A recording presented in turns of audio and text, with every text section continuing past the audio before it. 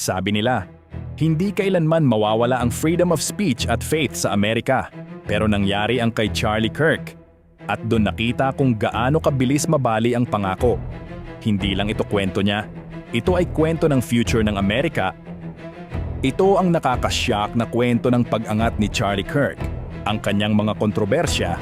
Pero teka, paano nga ba nagsimula ang lahat? Oras nang bumalik sa nakaraan. Welcome sa Shadows of the Past. Nagsimula ang buhay ni Charlie Kirk malayo sa entabladong iyon. Ipinanganak siya noong October 14, 1993, sa tahimik na suburbs ng Chicago. Anak ng isang arkitekto. Ang kanyang ama mismo ay tumulong magtayo ng Trump Tower, isang nakakakilabot na koneksyon sa taong magtatakda ng kanyang karera. Sa una, parang normal lang siyang bata. Simbahan tuwing linggo, araw-araw sa eskwela. Hapunan kasama ang pamilya. Pero sa loob ng batang ito, may apoy na naghihintay na sumiklab. At kapag sumiklab iyon, walang makakapigil. At sumiklab ito noong middle school.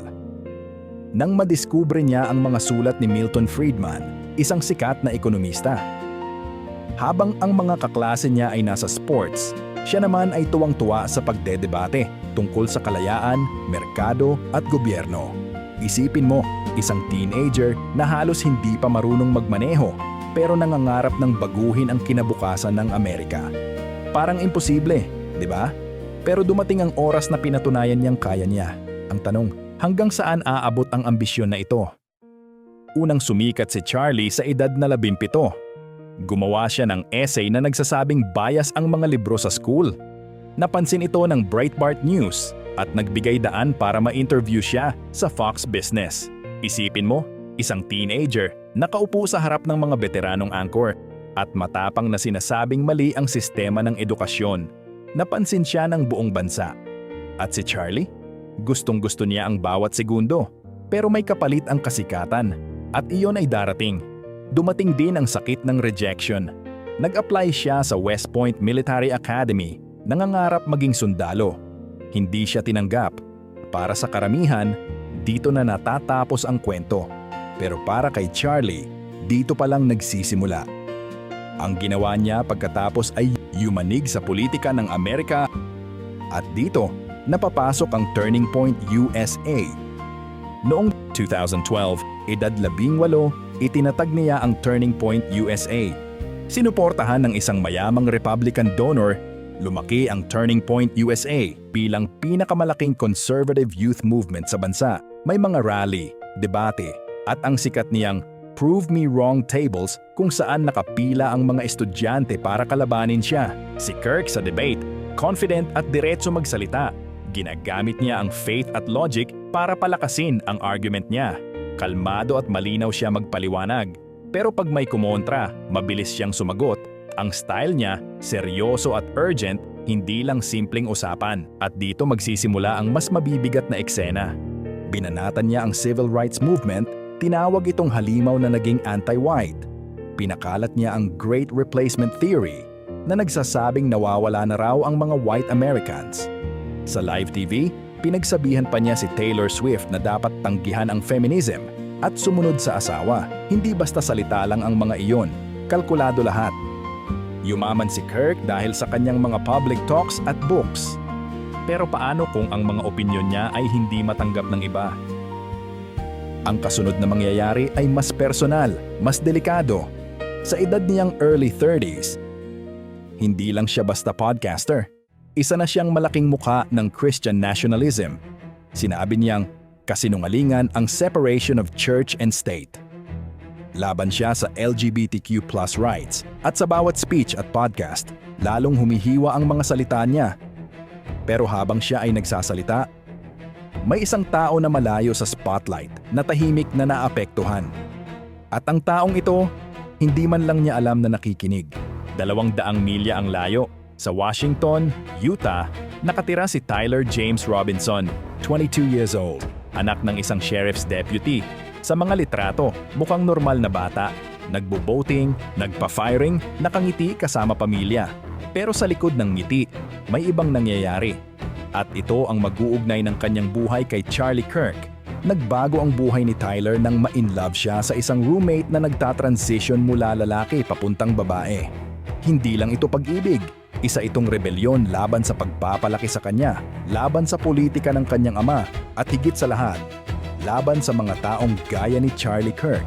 Ang relasyon na ito, magdadala ng apoy na hindi niya inaasahan. Sa bahay, palagi silang nag-aaway.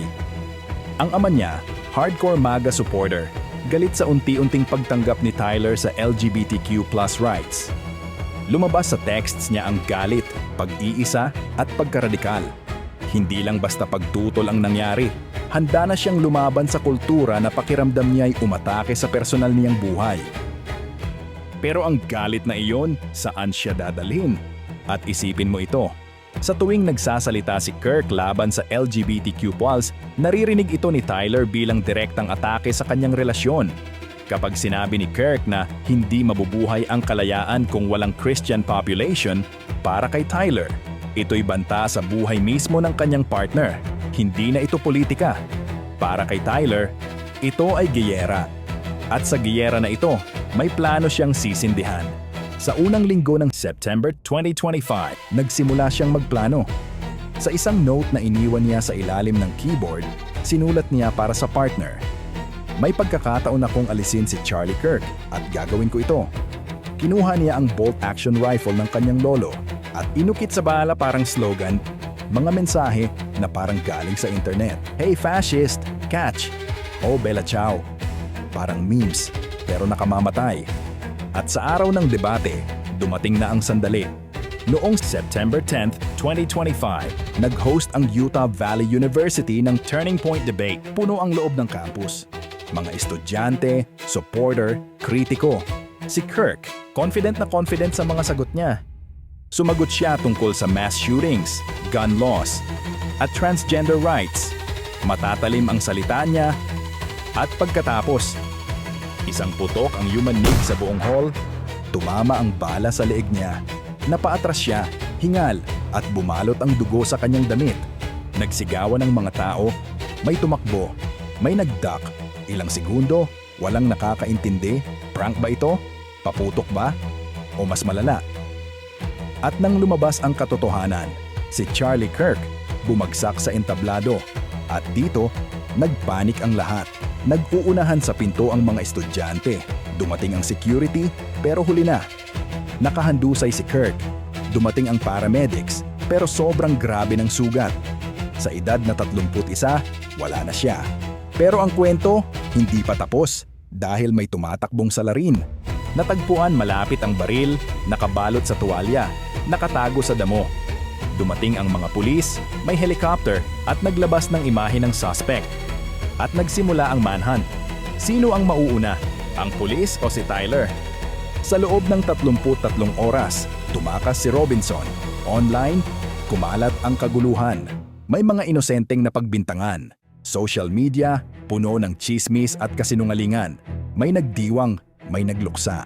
Pero mismong pamilya ni Robinson ang nakakita sa balita. Kinumpronta siya ng ina niya. Inamin niya ang totoo at muntik na ring magpakamatay. Pero sa huli, nakumbinsi siyang sumuko. Hindi sa pulis, kundi sa kaibigang retiradong sheriff. At doon natapos ang pagtakas, nahuli siya dahil naiwan ang DNA niya sa towel. Pero simula pa lang ito. Natuklasan ng mga investigador ang texts, ang note, at ang kakaibang bala. Pinagsama-sama, nabuo ang larawan ng isang binata na hinalo ang personal na pag-ibig at politika. Dinala ang wika ng internet hanggang sa dulo ng baril at ang mga ebidensya, mas lalong nagpapalalim sa misteryo. At ang aftermath, dito muling gumulo. Sa simula, parehong kanan at kaliwa, binatikos ang karahasan. Parang pagkakaisa, ngunit sandali lang. Agad itong ginawang armas ng politika. Sabi ng mga lider sa kanan, patunay daw ito na puno ng galit ang kaliwa. Biglang may mga professor, journalist at opisyal na tinatanggal dahil hindi raw sapat ang pagluluksa nila. Nakikita mo ba ang irony? At mas malala, ginagamit ito ng buong mundo laban sa Amerika. Nagtapos ang buhay ni Charlie Kirk sa karahasan. Pero mas malalim pa ang ipinakita ng kanyang pagkamatay. Kung paano ang personal na galit ng isang tao pag nagsama sa mga isyu sa lipunan o politika. At doon, pwedeng sumabog at maging mas malaking gulo. Ang laban ni Charlie Kirk ay para sa faith, truth, at freedom of speech. Kung importante rin yan para sa'yo, huwag kalimutan mag-like, share, at subscribe. Dahil sa huli, the truth will set us free. Huwag kalimutang mag-subscribe sa aking YouTube channel para sa mas maraming amazing na content. Pindutin ang subscribe button at i-on ang notifications. Kung nag-enjoy ka sa napanood mo, i-click mo na yung sa kanan para sa iba pang history adventures. Salamat sa panonood hanggang sa muli.